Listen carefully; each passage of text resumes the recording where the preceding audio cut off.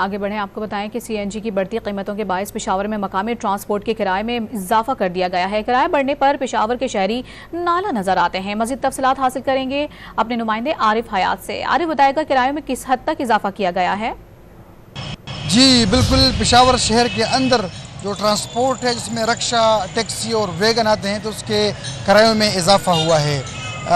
Vegan کا کرایہ stop to stop 10 روپے زیادہ ہو گیا ہے، اور جو رکشے ہیں تو اس کا کرایہ اگر پہلے پشاور کے صدر بازار سے تاکال تک ان کا کرایہ 100-120 روپے تھا تو آج 200 روپے ہے۔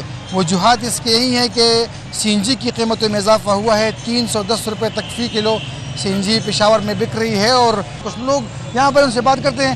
آپ چلاتے ہیں رکشہ اور ریٹ بھی بڑھ گئے ہیں سی این جی کے، کیا کاروبار کیسا جا رہا ہے اور کرایہ آپ لوگوں نے کتنے بڑھائے ہیں؟ یار مہنگائی بہت زیادہ ہو گئی ہے، قسم خدا کی گزارا بہت سختی سے ہو رہا ہے۔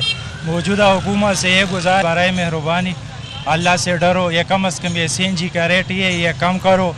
پہلے 1200-1500 کا، ابھی تو بہت مشکل سے 700-800، بہت مشکل سے 600-800 روپے دن یہ لوگ کماتے ہیں۔ لوگوں نے رکشہ بھی استعمال کرنا چھوڑ دیا ہے، اور جو ویگن ہیں اس میں سفر کرتے ہیں، لیکن اس کے سٹاپ ٹو سٹاپ کرایے میں 10 سے لے کر 15 روپے تک اضافہ ہوا ہے، تو رش اس پہ بڑھ گیا ہے۔ اس وجہ سے ادھر بھی لوگوں کو ایک مشکل کا سامنا کرنا پڑ رہا ہے۔